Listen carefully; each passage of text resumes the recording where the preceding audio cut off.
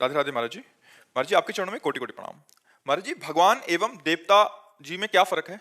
कोई फर्क नहीं, एक ही परमात्मा सब रूपों में विराजमान है। पहला उत्तर, एक ही परमात्मा सब रूपों में विराजमान है, पर जब हम उन्हें परमात्मा भाव नहीं देखते तब फिर अलग अलग पावर है।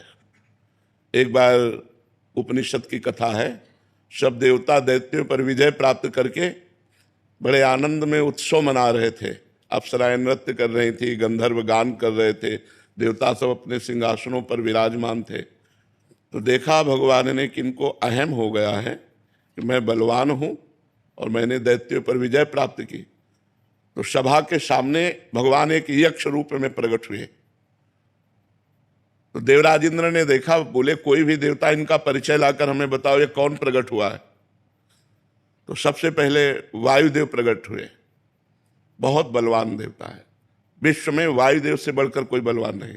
जैसे वायुपुत्र हनुमान, पवन पुत्र हनुमान है ना, तो सबसे बड़े बलवान वायु देवता। जैसे उनके पुत्र भीम, तो बल की अगाध महिमा वायु देवता की है।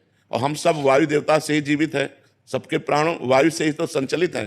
सब जितना चराचर जगत है वो वायु से ही है। ऑक्सीजन खत्म हो जाए, सब नष्ट हो जाए, वायु से ही तो है। तो वायु देवता खड़े हुए और कहा मैं इनका परिचय लाता हूं। तो वायु देवता गए और कहा यक्ष तुम कौन हो?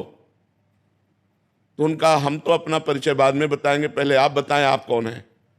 बोले मैं पवन हूं, वायु। ठीक है, क्या है आप में क्षमता?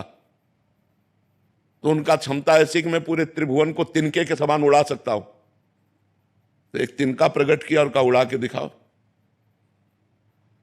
अब वायु देवता से तिनका उड़ाने की बात, वो तो ब्रह्मांड उड़ा दें, लेकिन तिनका नहीं उड़ा।